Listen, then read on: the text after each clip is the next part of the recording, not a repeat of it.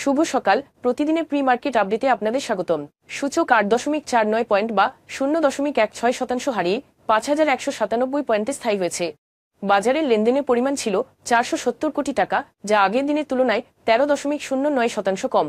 March মাসে বাংলাদেশের রপ্তানি গত বছরের তুলনায় 11.44% বৃদ্ধি পেয়ে 4.25 বিলিয়ন মার্কিন ডলারে পৌঁছেছে, যাতে মূল ভূমিকা রেখেছে তৈরি পোশাক খাত। বিশ্লেষকরা সতর্ক করে দিয়েছেন যে সাম্প্রতিক মার্কিন শুল্ক বৃদ্ধি ভবিষ্যতে প্রবৃদ্ধিকে ক্ষতিগ্রস্ত করতে পারে। সম্ভাব্য বৈশ্বিক মন্দার ঝুঁকি নিয়েও উদ্বেগ রয়েছে। মার্কিন বাণিজ্যে ছাড় থেকে বাদ পড়লে বাংলাদেশ চ্যালেঞ্জের মুখোমুখি হতে পারে। রেকিট বেনকিজার বাংলাদেশ 2024 সালের জন্য রেকর্ড 3,330% নগদ লভ্যাংশ ঘোষণা করেছে। 7 এপ্রিল বোর্ড সভায় এই সিদ্ধান্ত নেওয়া হয়েছে। বার্ষিক সাধারণ সভা 28 মে অনুষ্ঠিত হবে। রেকর্ড তারিখ 29 এপ্রিল নির্ধারণ করা হয়েছে।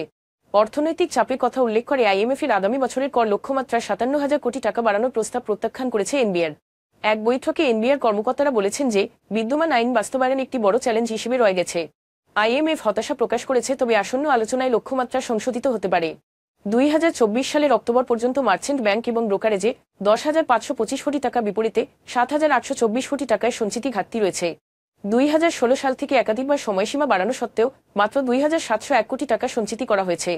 ডিবিএ 2030 সাল পর্যন্ত সময়সীমা বাড়ানোর অনুরোধ করেছে। অন্যদিকে বিএসইসি বাজারের স্থিতিশীলতা নিশ্চিত করার জন্য সরকারকে পদক্ষেপ নেওয়ার আহ্বান জানিয়েছে। এখন এ পর্যন্তই। বিকেলে আবারও আসছি ডেইলি মার্কেট আপডেট নিয়ে। সে পর্যন্ত আমাদের সঙ্গেই থাকুন। ধন্যবাদ।